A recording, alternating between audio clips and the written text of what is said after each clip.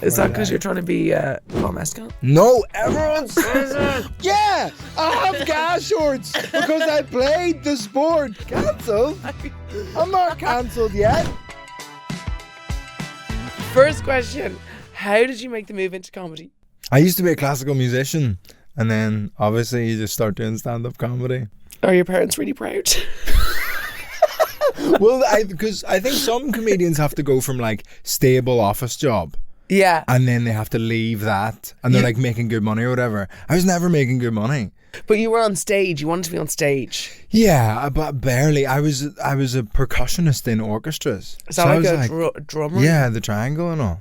You did the triangle? I'm so good at the triangle. Are you? I've got a degree. In the triangle? Not specific percussion more broadly. But I've played the triangle at like the proms at the Albert Hall and stuff. That's actually quite cool. I know. Do you not do it anymore just at home? You're just on your triangle? No? No, I give it all away. I turn my back on that life. I'll never go back. Don't talk to me about triangles. It's too much. I'm not going to make money off you. You can fuck off. So when did you do your first gig? 2017 or 2018, something like that. And what age are you? I don't know what age you are 21. now. I didn't Google your age. What age are you? I think I'm just giving it away. I'm 28. Oh my God, you're a baby. Yeah, little boy. I love doing this, but I'm a decade older than you. Yeah, but like... It's so depressing. You'll live longer. Yeah, I'd say so.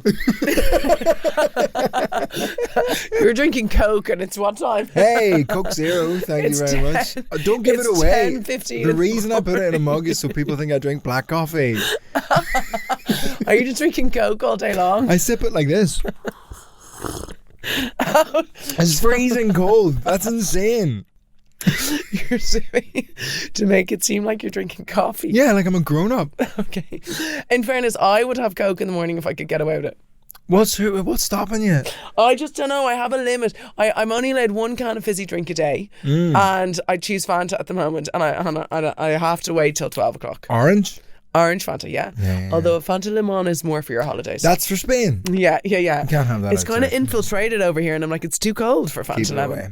Not that foreign muck. No. Okay, one of your games that I saw you play, which I loved, is you need to be a good comedian, you need to be able to describe them in 3 words. Not good, like TV. It's basically me trying to work out why I've never been on TV. I've been told that you need to be identifiable by 3 words to like make it to like fit into the comedy world on TV, because you have to have like a shtick or like a thing that's you. So it's like you have to. What would yours be? See, this is what I don't know. I contain multitudes, and that's a problem for TV. I don't fit into their boxes. Tash, Belfast. But the Tash is recent. The Tash is within the last year. You'll have to keep the Tash now for a few years. Well, my girlfriend is like super pro Tash. That's the only reason I have it. She's pro Tash. She's so lucky. I don't care at all. I kind of don't really want it. You don't want it? It's like, do you have to brush it and stuff?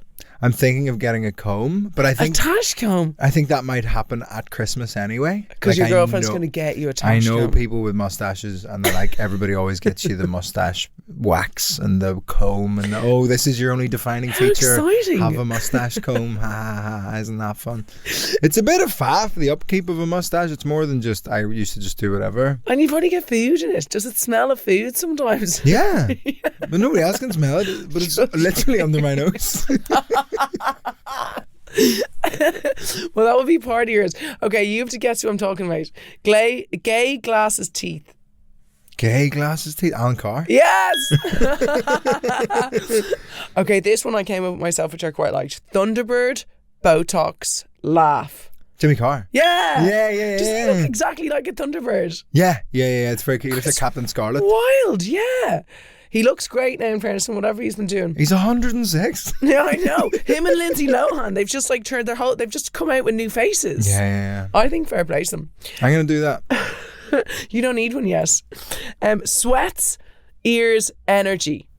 Sweats, ears, energy. Lee Evans. Yes. Yeah. I thought you meant like sweatpants. And I was like, who is on TV wearing sweats? I thought you meant like Angelos Epithemius. Okay, Scouse, teeth, hair. Paul Smith. No. Or Adam Rowe. No. Scouse, teeth, hair. John Bishop. Yes. See, I have him outside Scouse in my brain because he's technically from Runcorn. Where's Runcorn? Not Liverpool. Well, he sounds like a Scouse. Yeah. That's how he's known. Well done, you're brilliant at the game you made up yourself. You're big on teeth. Everybody was teeth. Some people have teeth.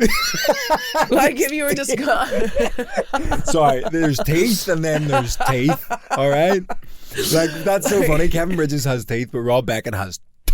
Yeah, exactly. You just see them. Like for me, you'd obviously say mouth would be one of my things because my mouth is like takes up my whole face. People have a go at me. People say my teeth go too far back in my mouth, and I like open it way too big. I'm getting really self-conscious about my teeth at the minute. I think I'm gonna get them whitened or maybe go to Turkey or do something stupid. Go to Turkey. Have you ever flown to Turkey? I've flown to Istanbul flying somewhere, and the amount of people getting on with those shaved heads and just all the dots, it's absolutely like you couldn't eat your food. Apparently, beside one of them. Apparently it's the same in Brazil, where there's all these women who can't sit on the chairs. They're all like on their knees facing the wrong way on the plane because they can't sit down because they've got a new ass. Well, if you were going to go anywhere for a new arse, you're going there. Well, it's called a Brazilian butt lift, you know? I know. When in Rome. Do you know they just call it a butt lift, though. 1 in 3,000 people die when they get that done. 1 in 3,000 people. 1 in 3,000. There's a not, and I don't know the actual number on this, but apparently there's like a similar statistic with circumcisions where like 1 in a certain number just get their dicks cut off. And I think that's so bad. Is it really? Yeah. I think we're going to have to do a stat check on that. I don't believe you. I'm just spreading rumours about circumcisions. Emo's internet history is so weird. What's something you'll never live down? You can change any of these, by the way. Yes, I filled out a Google form, I think, while drunk. Be like, I'm going to be a good podcast guest. I'm going to fill out all this stuff. Then I woke up today and was like, what did I write on that? Nothing that bad, actually. Was it okay? You're quite well behaved. I'm a very wholesome young man. I don't know about that now. I haven't. It's not one of the 3 words I'd use to describe you. No, not wholesome young man. Are they not my 3 words? No. Oh, no. That was briefly going to be the theme of the show I'm currently touring, was all about like identity and how you identify people. And that 3-word game was going to be in it. And I tried to come up with 3 words for me, but like the joke in the show that my 3 words for me were smart, cool and sexy. It's like how you describe yourself in 3 words. It's like, what will I say? Fun, loyal. Fun, loyal. Are you a dog? Hypoallergenic. Was that going to be the? I don't shed. Hypoallergenic. Okay, well, you're not having whatever you said a second ago. Something I'll never live down is, I think when I was about I would say 8 or 9 years old, I went to the local like swimming pool in Belfast, the Robinson Centre, named after Peter Robinson. I don't think it's still called that. Well, I thought you were going to say Mary Robinson. I was like, oh no, wrong place. No, it's Peter and Iris Robinson, I think, was his wife, and she was riding an 18-year-old little boy. Oh god! But it was all very exciting. Okay. But I don't think. Peter Robinson, big DUP guy. Anyway, Robinson Centre, there with some friends and some like cousins and family. You know, like classic like trip to the swimmers. Yeah. Top diving board. I think it's like a 5-meter diving board, like kind of your local leisure centre. That's tiny enough for a 7-year-old. Listen, big. And listen, I'm definitely lowballing the age to make myself look better. But 15.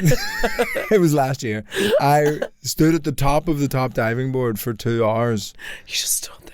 I was just too scared to, and just When did you go back down? After 2 hours. Oh, no. Climbed back down the ladder. Do you remember? I was completely dry.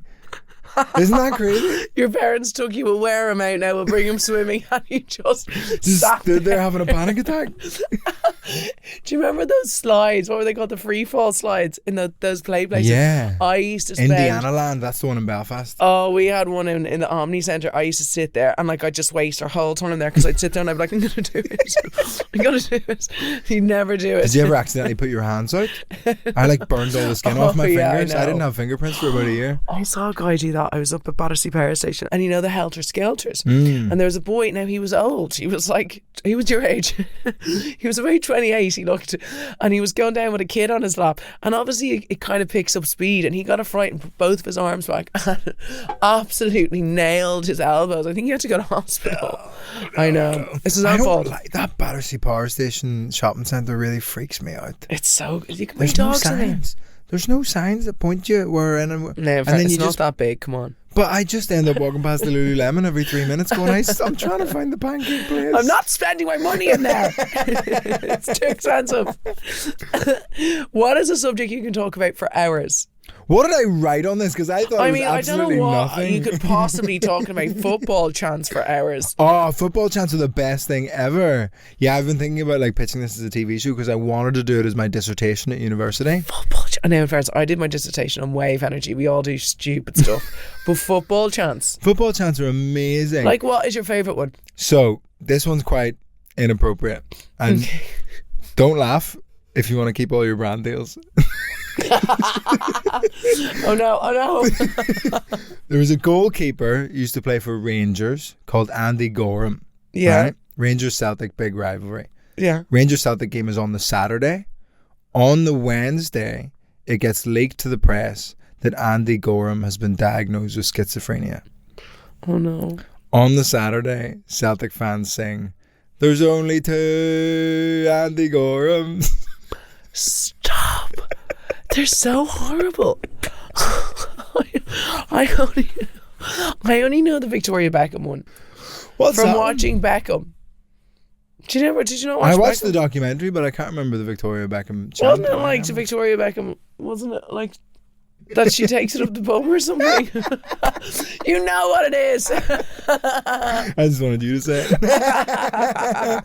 There's loads of them. There's a guy who plays for like, it might be Luton or somebody like really far down the lower leagues. Luton has a team. Yeah. Wow. Yeah. They're not good. I can't imagine they are. The airport's shite too. Hey, airport's handy if you're that side of town. I will actually say the airport is handy and it's never delayed. I've come around to Luton Airport in recent times. Me too. Now they need to sort out the drop-off situation. But they had, I think, a goalkeeper again. I don't know why goalkeepers get it so bad. Probably because they're just right there the whole time, so you can always shout at them. And his name was Stephen Justham, Justham. And the fans would sing, "You're just a shit Tesco sandwich, shit Tesco sandwich," because his name's Just Ham.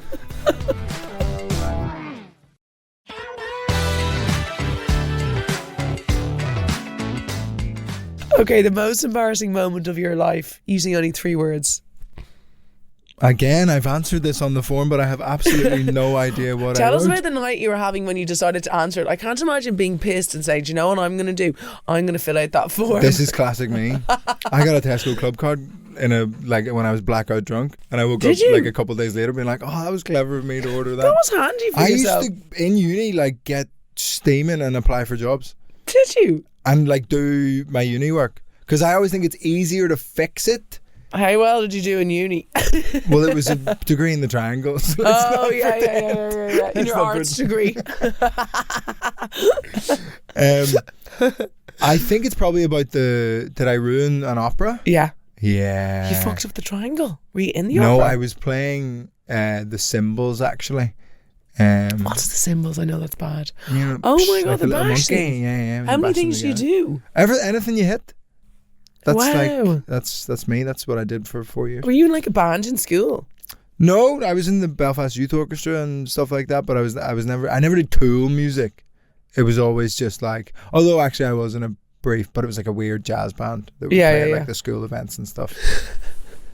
But I did ruin an opera in I think it was the 2nd or 3rd year of my uni. It was the world premiere of this opera. Never been performed before. I don't think it's been performed since. And there's this climactic moment where something awful had happened to one of the characters on stage, and there's this whole build in the string section. It was like, and the woodwind are going, and there's a little pause, and then the really dramatic, awful thing happens. And then it goes, the whole orchestra goes, and I'm supposed to like hit the cymbals at that start of that. Yeah. And I forgot that there was like a little pause. Oh no. Where nothing happens. So it went, oh, and I met the composer in the bar afterwards, the guy who's like spent his whole life working towards his opera being performed in front of people. Oh no. And he goes, yeah, it did feel a bit like a clown was going to walk on the stage at that point. So you ruined his opera. I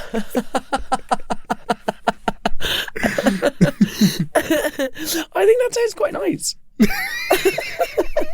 No one knows. No, nobody, because it's never been performed before. Yeah, and so then, grand. like there's a lot of stuff in classical music where it's like, well, at the time they performed it like this, so we should perform it like this. Yeah. And now I've just set the standard for like, if that gets performed again, that you just have to do it like that. You have to make it sound like a clown's about to come on the stage. Fair enough. What's the most hungover you've ever been? There was a time, and I think this is what I wrote on the form when I was 18 on like a youth orchestra residential course, when I was drinking pints of red aftershock, and I woke up the next morning with with like sugar come downs and the hangover. I forgot. And I was just shaking. Well, he definitely for the whole wrote day. something else, but yeah, sugar come down sounds a lot better.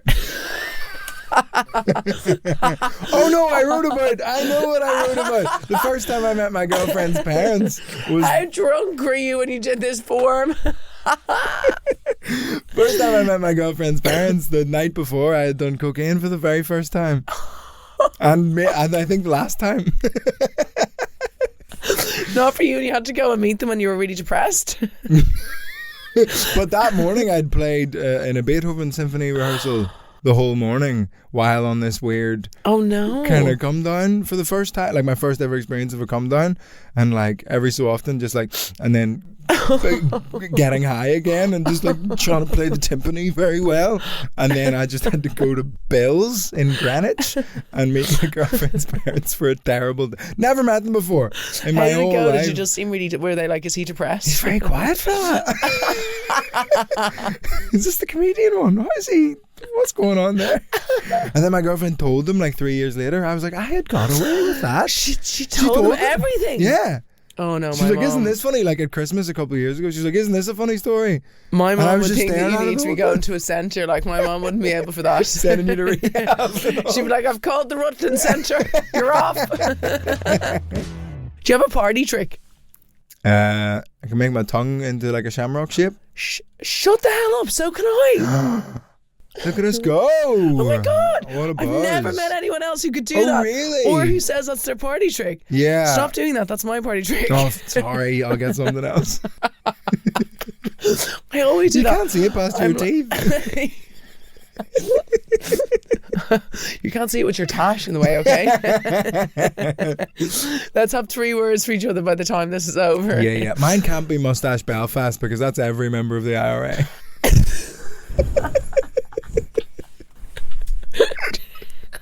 Okay. Have you ever gotten into a drunken fight? I feel like I'm going to get good drunk questions out of you. I did get into a drunken fight. I'm a bit of a mouth. Yeah. Like, you know what I mean? I just like I talk myself into scenarios where I'm going to get into a fight, and I really shouldn't because I can't fight. Yeah. Like I'm not good at it. No, me There's neither. 2 examples probably of a drunken fight. One on Halloween. Halloween's always a funny night to get into a fight. Although you'll like this one, St. Patrick's Day, when I was at uni. Where did you go to uni? The Guildhall School of Music and Drama. In Belfast? In London. Oh, lovely. I moved over at 18. That's why I moved to London. Wow. To study classical percussion. And then halfway through decided to start doing stand-up comedy. But this was probably when I was in second year, when I was 19 or 20. Yeah. And it was St. Patrick's Day, and I'd put together a little like trad band to play some tunes for the St. Patrick's Day at the SU, like the whole thing. And it was that basically we just got free pints. Yeah. Was why we did it. We were like, okay, we're going to be here anyway. I'm happy to play a few. I'm happy to sing a Tell Me Ma to get free pints for the whole evening. That Do you know what my 2-year-old's really into at the moment? What? Christy Moore, don't forget your ticket if you want to get to work. He's obsessed with that song. I was at Vicar Street the night after him this year. Do you know he has the heating on? Does he? Full blast. Yeah, I'm like that though. It was not in a 1,000-seat venue. It was boiling. That's why he's so sweaty on stage. Yeah. Oh my God, he's literally slipping all over the place. And why would he do that to himself? It was a funny weekend at Vicar Street. It was kneecap Christy Moore, then me. And I found one of their Sick. balaclavas backstage, and I've got it in my suitcase now. I'd love to have seen that. So What fun. was Christy Moore like? Did you meet him? No, we didn't meet him because it was like the night after each other. Okay. I'd like to meet him. He seems like a good... That's kind of really very interesting. impressive. What did I ask you? I've interrupted you. Drunken story. Yeah. St. Patrick's Day. The fight, St. Patrick's Day. You're in the... You're The Halloween the free one. I'll pints. do the St. Patrick's one quickly, but I think the Halloween one's funnier. St. Patrick's one is we were there and we're playing away and whatever, and then we're like dancing later on after we've played, like when it's just like music, like DJ or whatever, just playing Irish tunes or whatever. And this group of like Essex lads just keep like looking at me, and I'm just there like, oh, what have I done? You know, on St. Patrick's Day as well, you're just so like, you're just having a great time, you're just like buzzing, and I'm just running about with all these Irish people on it. But then, you know, you just feel someone staring at you, and there's like 4 of them, and I just sort of went over and went, sorry, like, have I done something to you? And they were like, you know what you did. And I was like, I swear I don't. I absolutely swear I don't. And one of them goes, it's just rude, isn't it? And I was like, what? What's rude? What have I done that's rude? And that sounds like me to my husband, you know. yeah. I know. Give us a clue. Come on, breadcrumbs here. Tell me what am I working with? What do I need to apologise for? I don't need to repeat myself. You should know. You should know what you've done. So I'm like, no, like, look, I don't want this to be the rest of our evening. Can we just solve this? And they were like, look, I just think if someone buys you a pint, you should buy them a pint back. And I went, I have not been, nobody's bought me a pint because I've been in the band, so I'm not paying for pints, and I would never ask someone, like anytime I'm doing a gig and someone's like, oh, can I get you a pint? I'm like, no, I get them for free because I'm doing the gig or whatever. Yeah, no, so, thanks. Was it, no, I'm better than you actually. And then I was like, no, I swear, like nobody's bought me a pint. Like why would they have bought me a pint? And he was like, no, it was my brother that bought you a pint, and that's just really rude of you not to So buy they were a pint. basically looking for a fight. And I was like, I promise you that hasn't happened. And they were like, no, we know it's you. He said it was the guy in the Ireland top. And I went, it's St. Patrick's Day. There's about 50 people in here wearing an Ireland top. So it wasn't even me. Yeah. And then they were just like they just ended up at the same after party and everything. They just kept trying to fucking fight me. How annoying. Over a pint. How much is a pint? If I wouldn't have a clue. At the Students' Union at that time, £3. Oh, God, Come get a on. grip. But then my mate Andrew, well, I was telling him this story in the smoking area. And he went, who was it? And I kind of like nodded to where they were in the smoking area. And he went, yeah. Andrew's like a mad wee guy from Cavan, really, really funny. Yeah. He just walks over and like gentle as anything just says to them like, oh, sorry lads, do any of you have a lighter I could borrow? And one of them goes like, yeah. And Andrew just grabs it and just throws it further down the street than I've ever seen anyone throw anything. And he's just, wah! And they're like, what the fuck? And he goes, fuck you. They're quite nice fights. Oh yeah, they're good. And the Halloween one, I was wearing a penguin onesie, and one of them slapped the bill of the penguin onesie. I was like, what do we do? Like, you can't fight on Halloween. We all look so silly. You can't have a banana fighting a penguin. Don't slap my bill, God's sake. I'm endangered.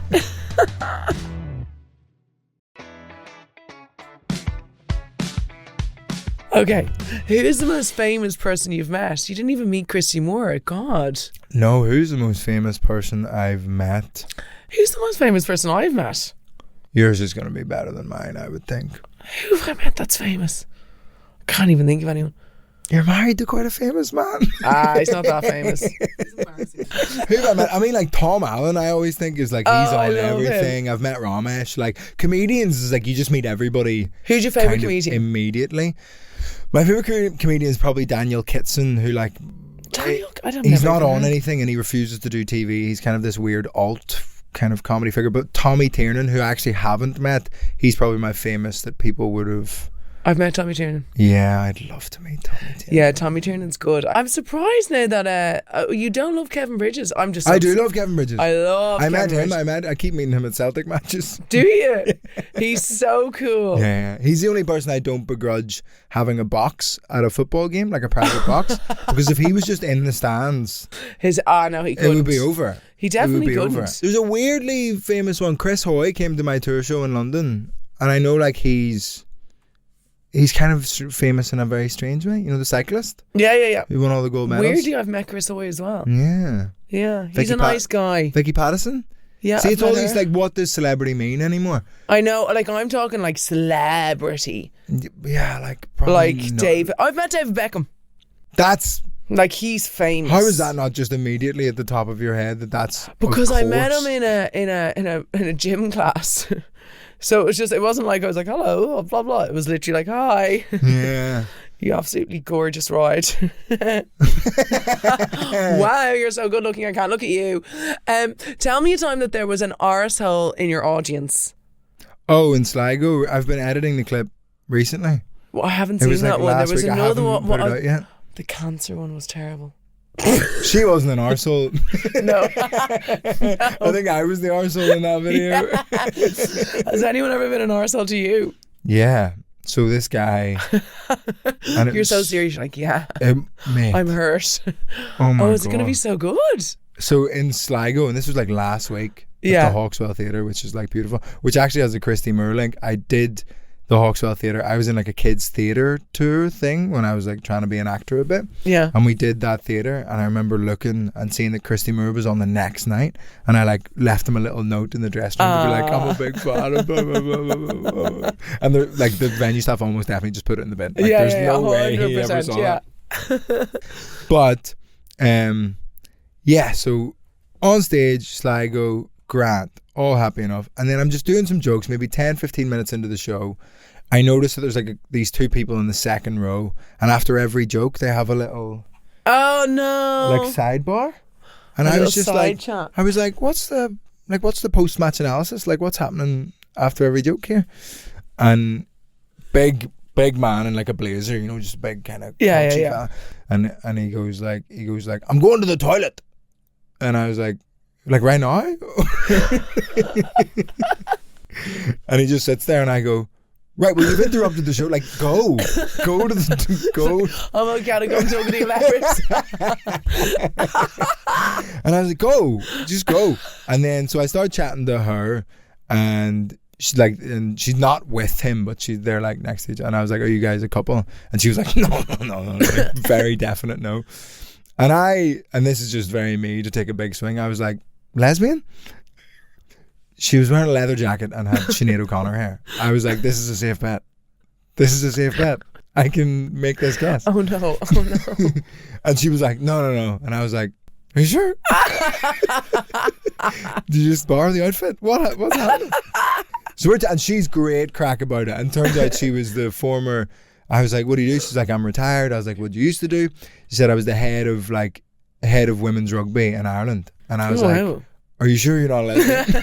Do you play hockey? And then we keep going, and then she now works in construction, and I was like, mate, you're a lesbian. I don't mean to be rude, but you are a lesbian.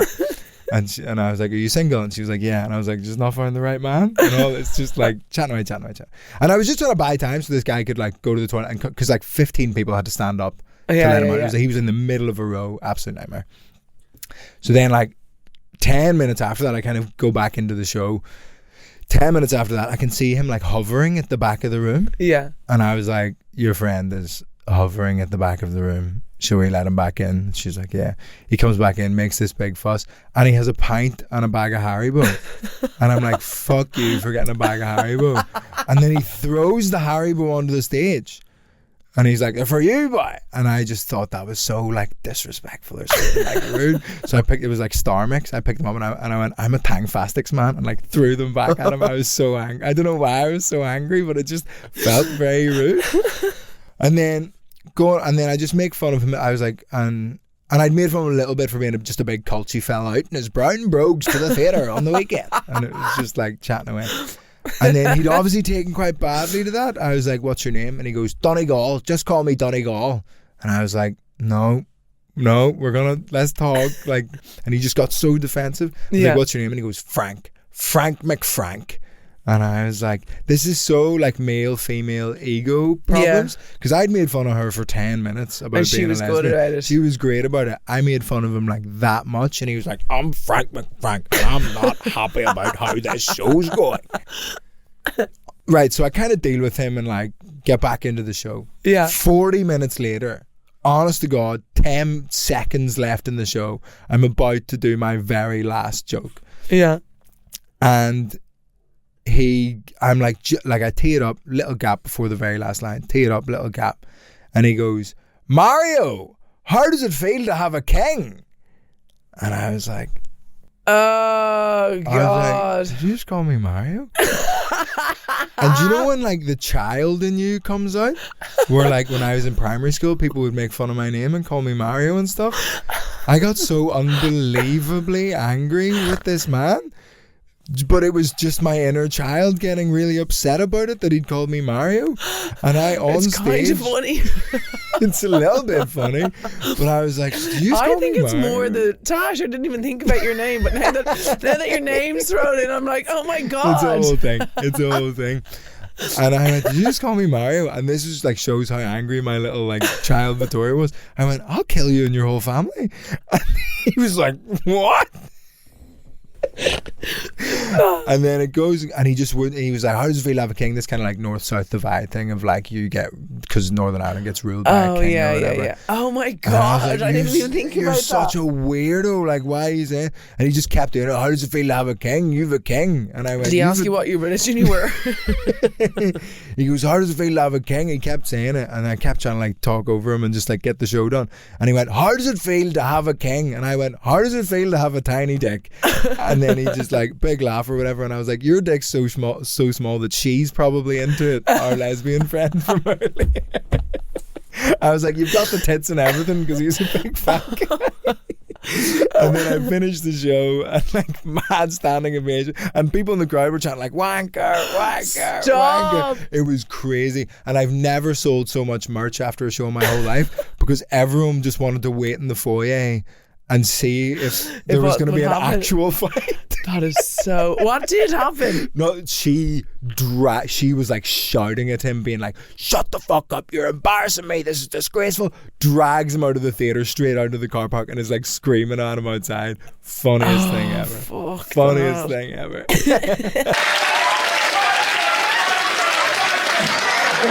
Yeah, more like wank McWank. Here's what some people would like to know about you. Mm-hmm. Jane asked, if you could have dinner with any fictional character, who would it be? Fictional character? Yeah. Can't say Mario now. Luigi?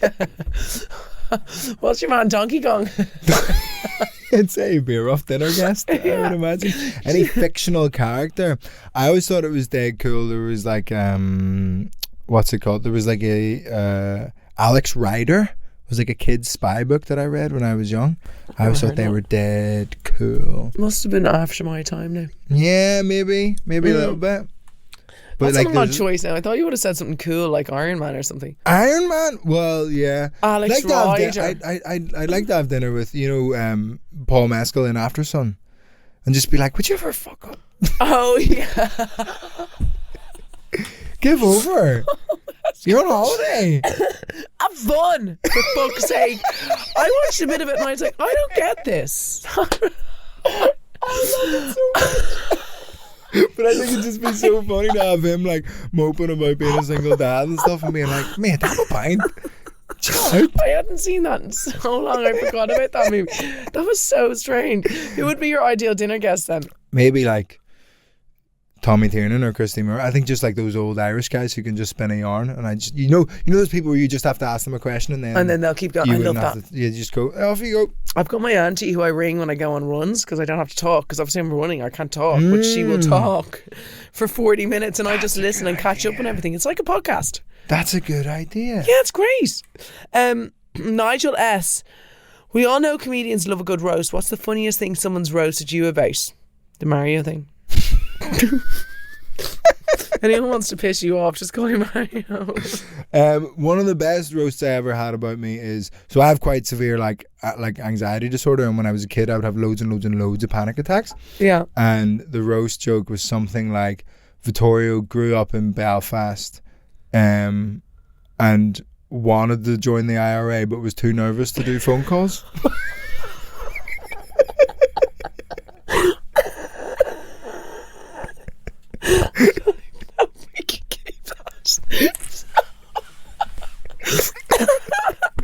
That's so good.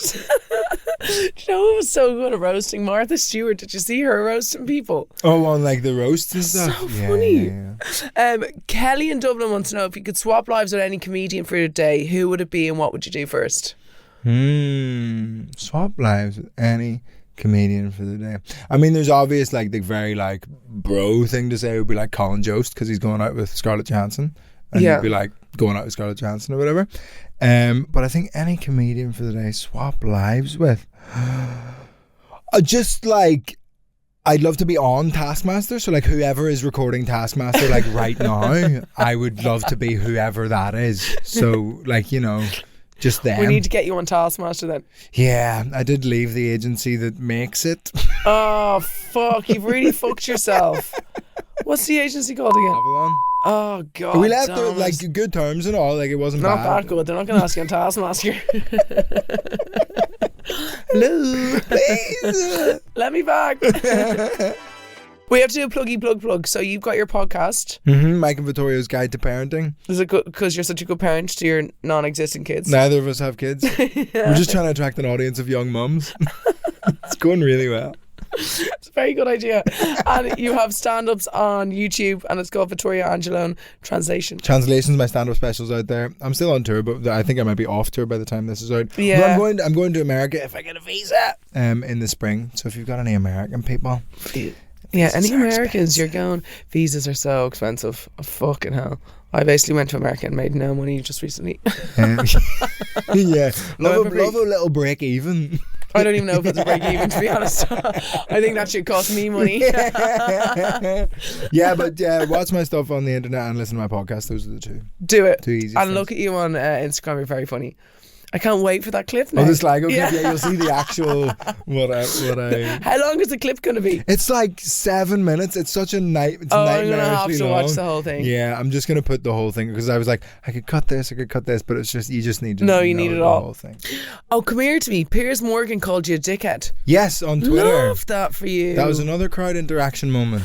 Well done. How did that happen? So the compare. So I'm on a gig in Vauxhall, and the compare's on chatting away to people, you know, like, what do you do for a living, whatever. Yeah. And this woman like shouted out like she wanted to be spoken to or whatever, and compare goes, "Oh, what's your name?" Can't remember her name.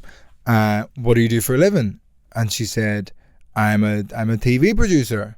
And they went, "Oh," and she went, "Yeah, I produce Piers Morgan's TV show." So I'm frantically googling her at the back of the like just first name, Piers Morgan, TV producer, finding every little thing about her just so I can go on stage like both barrels loaded, ready to just have a go at this woman. And then I made some jokes about Piers Morgan just being a kind of dickhead. Yeah. And then I posted that on Twitter, and Piers Morgan like retweeted it and said, "Pick on me, dickhead, not my hardworking young female staffer." And I was like, how have you stuck up for a woman and still come out sounding like the creep? Do you know what I mean? My hardworking young female staffer. Gross. So what did you say? What did he say back? What did you say back? I think I just replied, "Thanks so much for sharing the clip, man."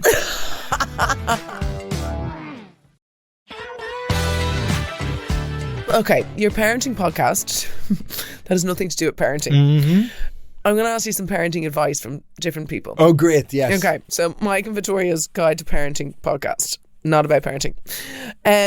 Louisa says, my 3-year-old insists he's a dog and sometimes will go 20 minutes speaking only in barks. Should I teach him to fetch or just wait it out? I think respect his identity. He has decided he wants to be a dog. He's a dog. And have you ever seen furries like in the wild? Like, you know, people who dress up in those big mad mascot costumes? No. I was out eating. Oh, the people who pretend that they're a dog? Yeah. Yeah. And they have like the big head. The guy who spent 20 grand on his dog costume. Yeah. Yeah. Which does look class. He looks great now, friends. He does He's look looking well. He does look He's like looking Lassie. It's very fetch. Well done, you. And now he has a dog friend. Did you see that? Oh, does he? Imagine that was your kid and you had to be like, "Oh, sorry, that's my son. Like, he just wants to be a dog. Like, a grown-up man wants to be." I Christmas just dinner in a bowl on the floor. Do Oh, no. you Just fucking the bone on the floor. Here. That's yours. Don't give him chicken bones. But I saw them at the I was in Cardiff, like just eating outside of Nando's before a tour show, and this furry convention arrived. So they're all in these big like mascot costumes with like tails and all, and it's a baking hot summer's day, and I'm like, oh, like it was one of the strangest things, and I had to walk like through the middle of the crowd to get to the tour venue, and I was freaking out. And then I heard them all chatting about, because the thing is, they all say it's not sexual. Are they barking or what are they doing? They're kind of like, some of them are like nuzzling with each other, but then some of them are just chatting. Yeah. And I heard one of them go, "What are your pronouns?" And the other one, I promise, said bark and bark self. And I was like, right, well, this can, like, I'm a very progressive guy, but that can fuck right off into the sea. No, that can get in the fucking sea. You're dead right. No way. I'm sorry. No, I couldn't. And they all say it's not sexual. And I'm someone, I just don't think I could be friends with someone who wants to be a dog. I have limits. I'm really open, but I'm just not open to that. We all draw our lines. I have a dog. Yeah. Okay. Jason says, every time I say no to something, TV at 10, the fifth mini bag of Haribo, my toddler stares at me dramatically, yells, "You've ruined my life." How do I stop feeling like the villain in a soap opera? You could do that clever Irish language thing. You know the way you don't say yes or no in Irish? You always use the verb. Okay. So like if the toddler's like, "Can I have some sweets?" Like, don't say no, just be like, "You can't." Yeah.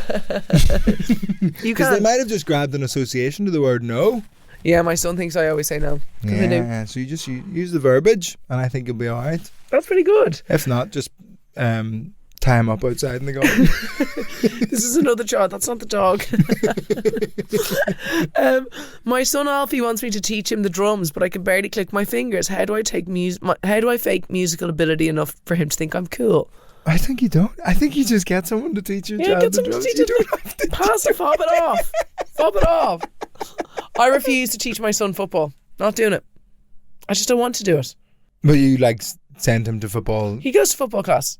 I just don't. I'll do tennis with him and stuff. I don't want to get involved in football. Well, I guess you do what you do. Yeah. Like, and you can support him learning the drums by like maybe, I don't know, sending him somewhere to do them. I think it's a slippery slope to try and stay like one lesson ahead of your child in whatever you're trying to teach them. I'm terrified when algebra comes back around because I wasn't really good about it the first time, and I'm like, oh God, it's going to be coming soon.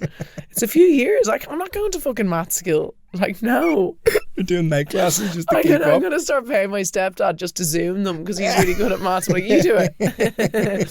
Okay, we need to finish off the show with describing each other in 3 words. Okay. I have to do Tash. I have to. Okay.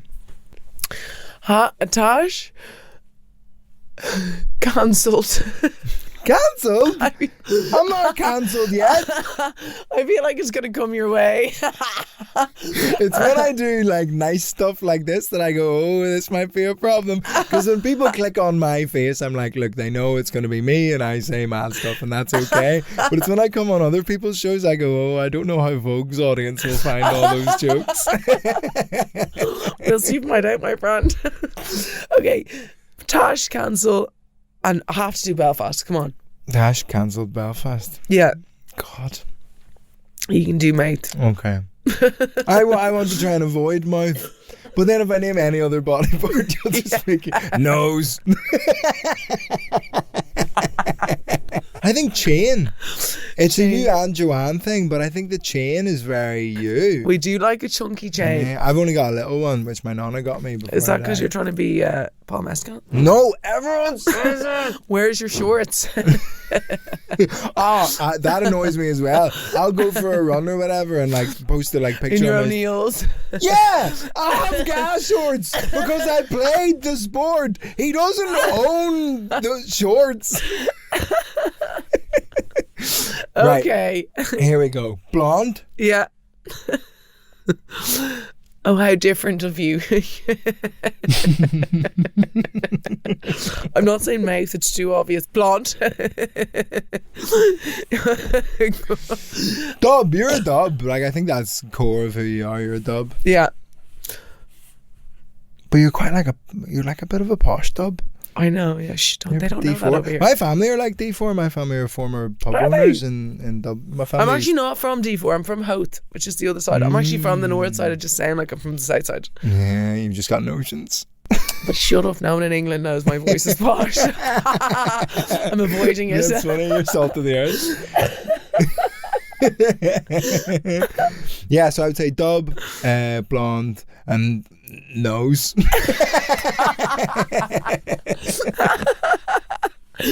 Okay, Tash, thanks a million. Well, thank you so much for coming on the pod. Thank you so much for having me. You're a lad.